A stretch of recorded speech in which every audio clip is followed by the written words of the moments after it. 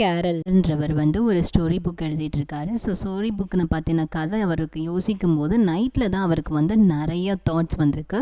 So நைட்டில் பார்த்தீங்கன்னா அந்த காலத்தில் வந்து எலக்ட்ரிசிட்டி கிடையாது. ஸோ பிட்ச் பிளாக்காக இருக்குது, ரொம்ப இருட்டாக இருக்குது.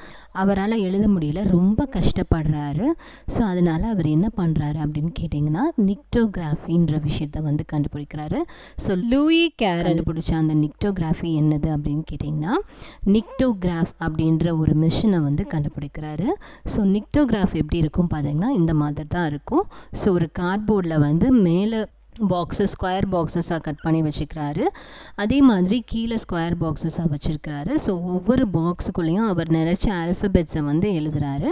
பட் ஆனால் அவர் நினச்ச மாதிரி வரலை. ஸோ அதனால் என்ன பண்ணுறாரு அப்படின்னு கேட்டிங்கன்னா டாட்ஸ் அண்ட் லைன்ஸ் வச்சு எழுத தொடங்குறாரு. ஸோ எப்போ அவர் டாட் வைக்கிறாரோ அப்போ வந்து அது வந்து ஆல்ஃபபெட்டோட ஸ்டார்டிங் அப்படின்னு சொல்கிறாருங்க.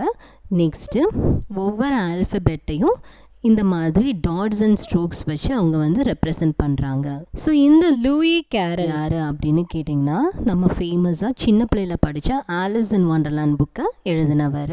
ஸோ அவருக்கு நைட்டில் வந்த தாட்ஸ் அண்ட் ஸ்டோரிஸ் ஃபுல்லாகவே வந்து ஆலிஸ் இன் வண்டர்லேண்ட் பற்றினது தான்.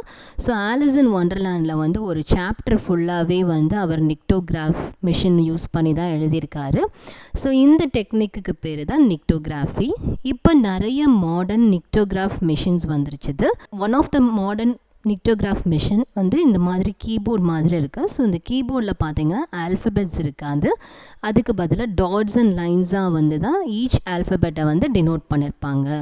ஸோ ஃபர்தர்மோர் இன்ட்ரெஸ்டிங் வீடியோஸை வந்து அப்கமிங் வீடியோஸில் பார்க்கலாம். தேங்க்யூ.